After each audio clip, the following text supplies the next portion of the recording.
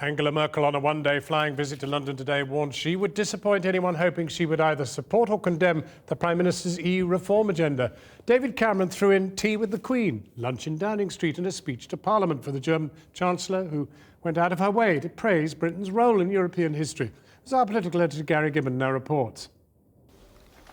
Heads of government rarely get Buckingham Palace thrown into their London city break itinerary. But Chancellor Merkel is no ordinary head of government. She is the Queen of Europe. Very nice to see you. Yeah, thank you for the invitation. I'm very honoured. Well, you've had a very busy day, I think, haven't you? Yeah, but it's my duty to have busy days, I think. Would you like to? Thank you. And the Prime Minister was hoping she would do her duty by him when she came to address MPs and peers in Parliament. My Lords, ladies and gentlemen, please rise for the Chancellor of the Federal Republic of Germany, Dr. Merkel. But she is a cautious politician, slow to show her hand, a cool-headed rationalist. The Speaker, introducing her, reminded MPs of the title of her doctoral thesis.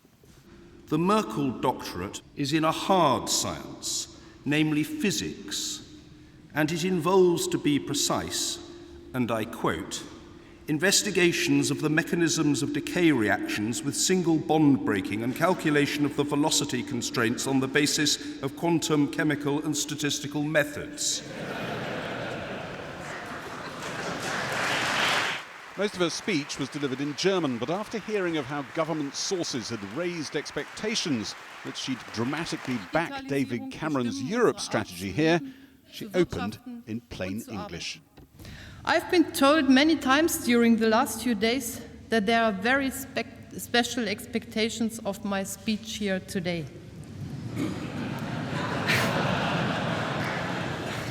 Supposedly, or so I have heard, some expect my speech to pave the way for a fundamental reform of the European architecture, which will satisfy all kinds of alleged or actual British wishes. I'm afraid they are in for a disappointment.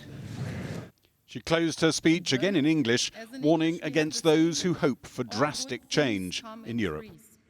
Europe will not move forward by leaps and bounds, but step by step. Chancellor Merkel praised Britain's role in 2 world wars and said its place was in the European Union. After Parliament, David Cameron welcomed her to Downing Street. He even showed her the flat upstairs.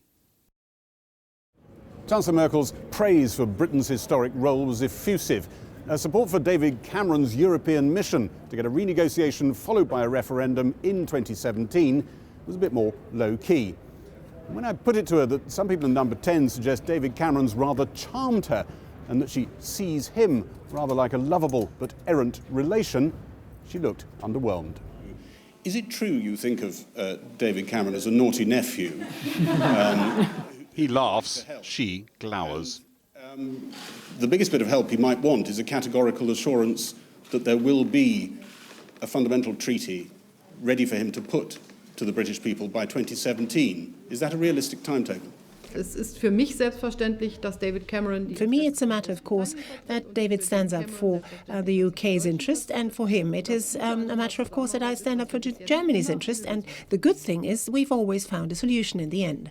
On that note, we mustn't be late for your tea with the Queen. She did say where there's a will, there's a way, and the two agree on the need for a clampdown on EU benefit migrants.